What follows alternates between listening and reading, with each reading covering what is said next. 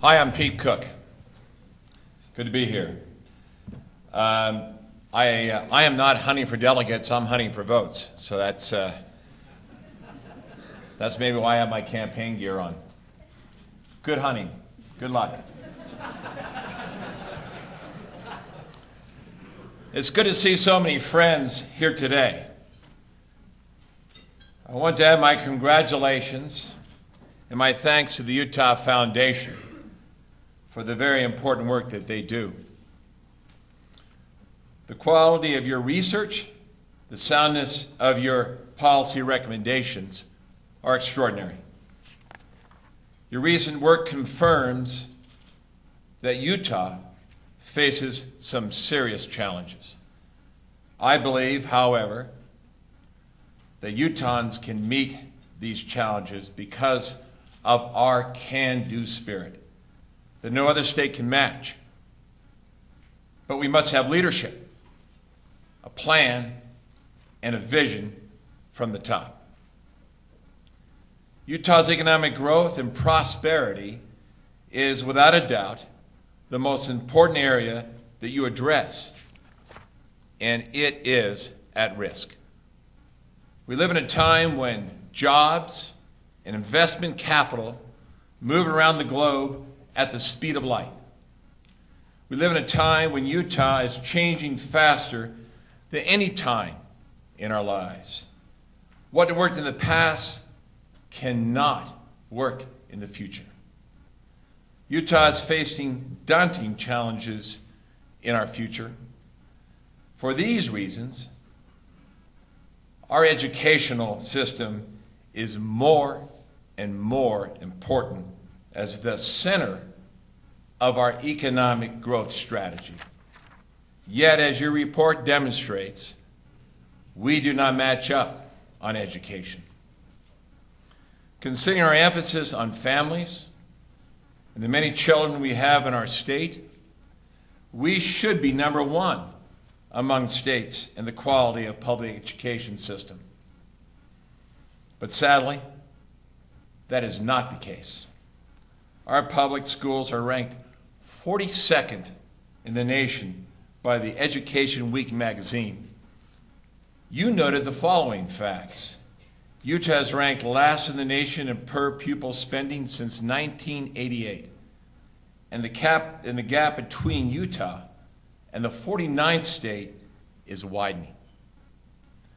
We have fallen further and further behind every other state in the nation in the amount we give to the education of our children. The emphasis Utah government has put into education has slid over the past 17 years. Unfortunately, a succession of governors, state legislators have devoted less and less of their state revenue to public education. That has happened despite the fact that Utahns believe education and jobs are the main problems in our state, and polls consistently show that. Utahns want more of their tax money to go to the public education, not less. It's time we stop hiding and running from this issue. It's time to be honest with the citizens of our state. We cannot have job growth in our state without a plan for stronger education. It can't happen. We are creating a culture of continual decline in Utah's public education system. The largest classes in our nation, test scores that are not high enough, fewer kids graduating from high school, kids not ready to start college, kids who start but never finish college. These are the unfortunate facts Utah's direction in the recent years. I salute business leaders for the Prosperity 2020 initiative, which is telling our state leadership that education is economic development. and job creation. Because a good educational system will attract more companies to our state, create small businesses which will provide more jobs for our graduating students who will be more qualified to fill them. If we want more jobs, we need our state politicians to become better educated about the vital role education plays in our economy, and to understand why raising the standard is imperative to our growth and to our future. I know that when I was the economic director for the state of Utah years ago. As they say in sports, you are what your record says you are.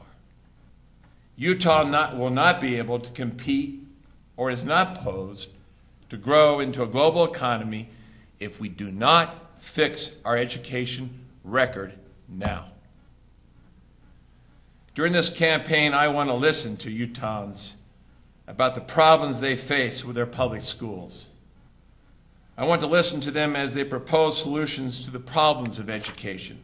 I want to hear from the principals who try to make slim budgets work in their schools. I want to hear from the teachers in the classrooms who work more hours than they get paid for. And they dip into their own pockets to pay for supplies the state won't provide. And they try to help individual students when classrooms are bulging.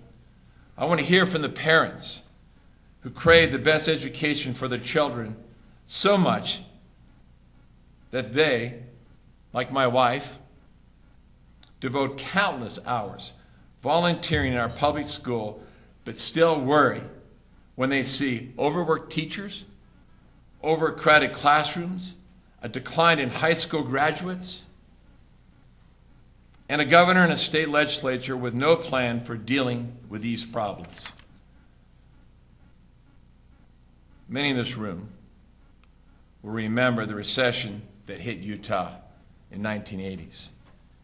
In the midst of that economic downturn, I started my own business.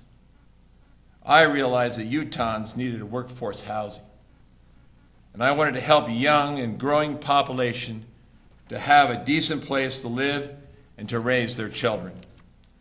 I had to figure out ways as an entrepreneur to raise capital, to invest in the growing housing needs of our state. I did. And I was one of the first in the country to form public-private partnerships in housing to raise capital and to solve a vital public need. I understand how to work with business. I know how to start a business. I know how to raise capital. And I know how to provide jobs for people. I've done all those things. And I want to do them for the people of Utah starting next January. Along the lines, we need to make sure we don't lose Utah jobs that we already have. And that means saving Hill Air Force Base. BRAC, the basic realignment and closure process, could eliminate thousands of Utah jobs with one decision. Hill Air Force Base provides approximately 12,000 Utahns with jobs. The support of those 12,000 jobs result in an additional 36,000 jobs. We can't afford to lose these jobs. In the course of my years as a general in the United States Army, I've served in the Pentagon. I watched the BRAC process works, how it works on the inside. I can tell you that state officials need to be more strategic in the rhetoric about our federal government. And as governor, I will work tirelessly with whatever administration is in place in Washington next January to save Hill and to keep those 48,000 jobs right here where they belong. I'm the only gubernatorial candidate positioned to work successfully with any president that's elected next year. And many years of my military command also make me uniquely qualified to take on the responsibility of being our state's commander-in-chief and taking care of Utah veterans. I thank the Utah Foundation for shedding light on the education and the direction of our state needs to go, and urging us all to take notice, take action, and take Utah back the can-do attitude that we all have. I salute you. Thank you.